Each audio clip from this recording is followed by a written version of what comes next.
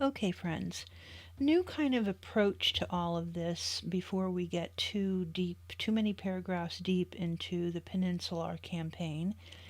I thought that doing it with the maps might just lend itself to a more modern, um, like vista.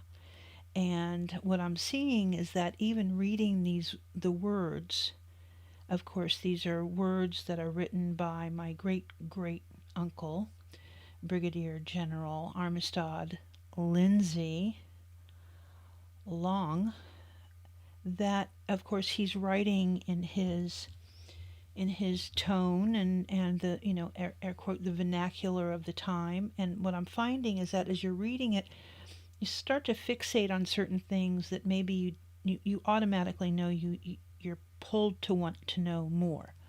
Some people focus on casualties. I'm seeing that all of the statistics on the casualties are a little bit um, too insane. Um, and I think the one that really struck me was a statistic that dealt with the cavalry, the horses. Over 1 million horses were lost during the Civil War.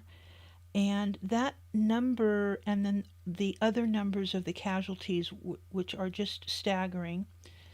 And I'm going to touch on one of those numbers as far as the size of the troops in comparison to modern war. And then that's going to be it. Every once in a while I might mention it, but I just think focusing on the location of where these writings were, the remembrances and observations that he had, that it seemed better suited. Some people that live in the area, they already know plenty of battlefields that are available. There are battlefields that there are parks, battlefields where there are residential properties built on top of them. There's even battlefields where there are like Six Flags kind of, uh, you know, let's kind of forget about it and we'll build a roller coaster. How about that? That'll make this all better. But I think taking a look at the satellite view with very little pins on the map can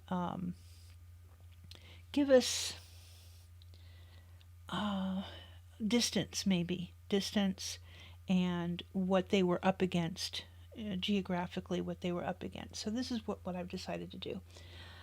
In today, though, we want to make sure that we mark off this how the setup is, and so I'm making mad notes about what windows I have up and what windows I don't have up.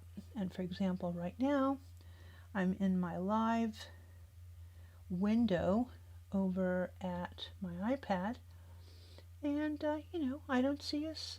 I don't see us on the docket here at all, at all. Even though I can stop streaming right now, but we are not showing up on my iPad. Go figure that. That's the sort of thing that will make my life not a compelling life at all, because now I am nowhere to be found. So we'll take that kind of into consideration, and what you're looking at right now is the map of Yorktown at the York River, and we'll scooch up a little bit so that you can see the other towns. And when we get into the reading, we'll revisit this map and go spot by spot. I don't have a cursor tool, so I do think I have to kind of sort that out, maybe download a nice cursor tool and make all of it a little bit easier to read. The thumping and thudding that I'm talking about, we don't know exactly where this is coming from. It's a weird kind of thing.